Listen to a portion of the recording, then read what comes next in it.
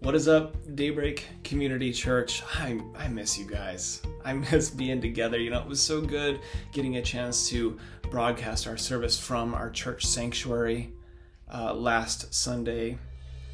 But it was a little bit of a bittersweet moment as Sean and Brent and Zoe and I were there, putting on the service and as best we could connecting with everybody. But it was still bittersweet because we look out at those chairs and know and think of the people who will be there, who have been there and will be there in the future.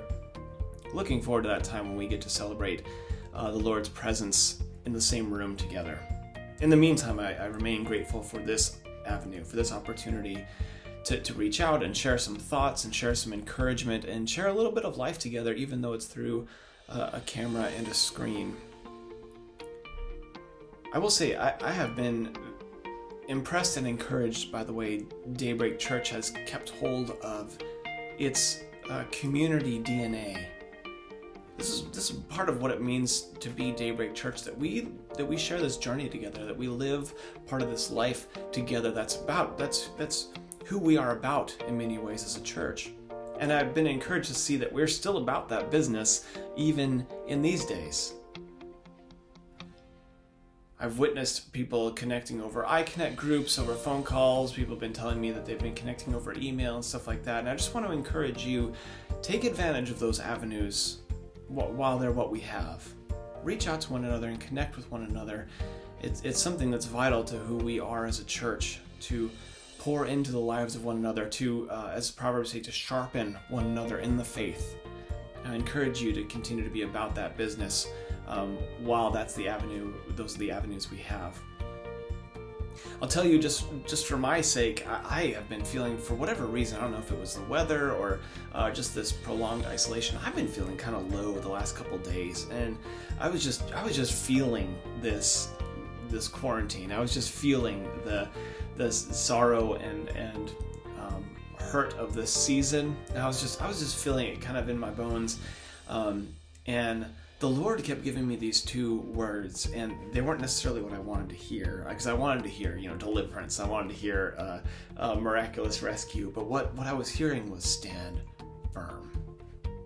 And I kept reading it over and over again, because, we've been studying Paul's letters together as a church, and stand firm, this is something that Paul says often.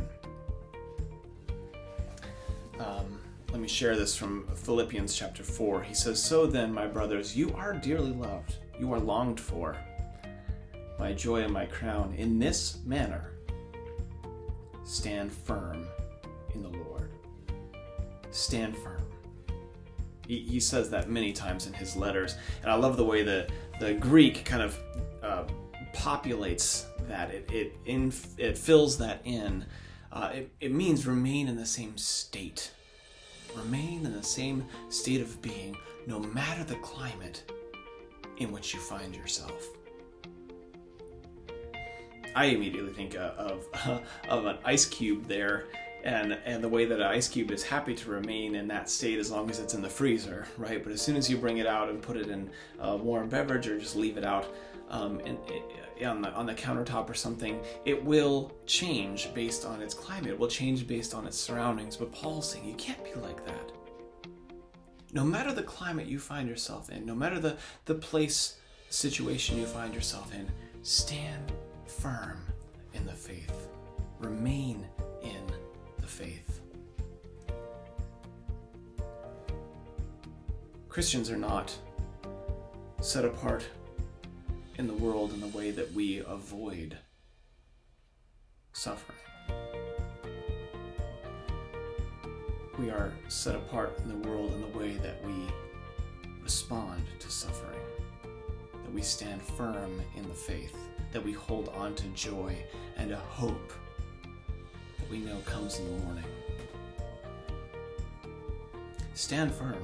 The climate around you would have you change, would have you doubt, would have you question and despair, would have you start to think that there's going to be no hope in the future, that there's going to be no grace for this moment.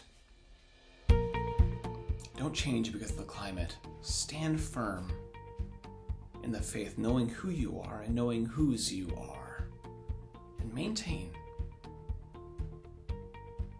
In this world you will have trouble, but take heart while you are having trouble, Jesus says, because I have overcome the world. You can stand firm, and you will stand firm. I hope that's an encouragement to you. It was an encouragement to me.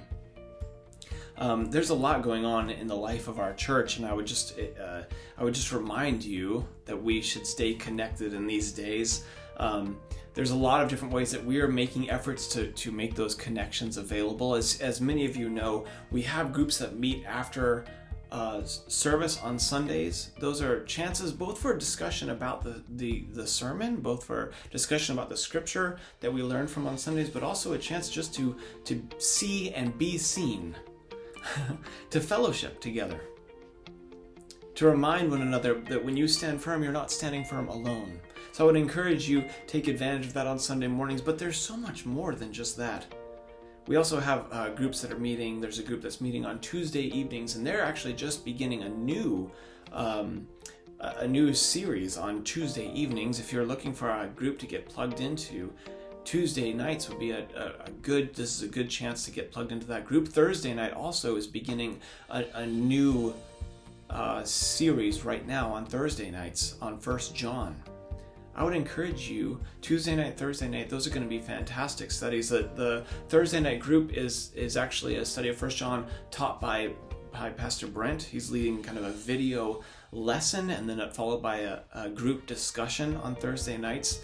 The Tuesday night group, I think, is kind of a multiple leaders leading discussions on several different topics of scripture, but they're just now kicking that off. This would be a great chance to get plugged in with that group as well. We're also starting a prayer group that's going to be meeting on Saturdays, and this is a chance just to get together and pray together.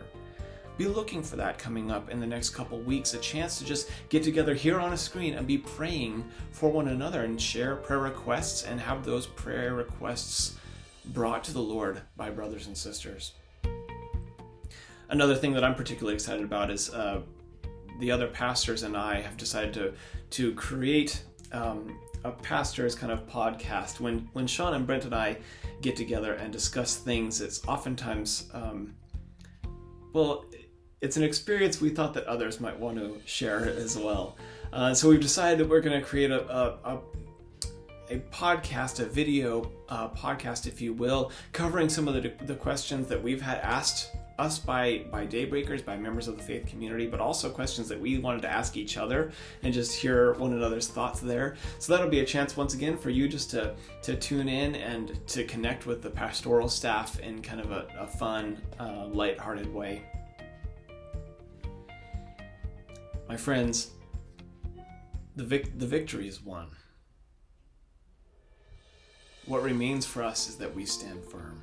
What remains for us is that we keep the faith, that we lift one another up into the presence and grace of the Lord. I look forward to the time that we get to worship together in the same space.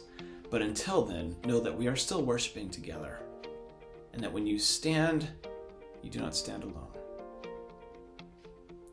You all populate my prayers daily, and I remain so grateful for this church and for the way the Lord has been gracious to us. I would remind you that if you need anything at all, please reach out to us. Please email us, info@daybreakvermont.org. We don't want people to feel like they're alone in this time. We don't want people to feel like they're desperate, they have to go without necessity. So please reach out to the church. We want to be there for you. We believe in that. Hopefully we'll talk again soon, and I look forward to the time when we get to be together.